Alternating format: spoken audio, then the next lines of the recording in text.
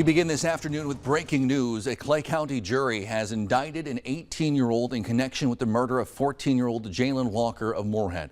Isaac Arndt had been charged with second-degree murder with intent. Now, a grand jury brought back an indictment against Arndt to add first-degree murder with premeditation. If convicted of that charge, Arndt would face a mandatory sentence of life in prison. In court today, a judge set bail at $2 million. Walker was reported missing August 19th. Her body found the next day near the river in Moorhead. According to court records, Walker and Arndt met at Gooseberry Park. They got into an argument over something.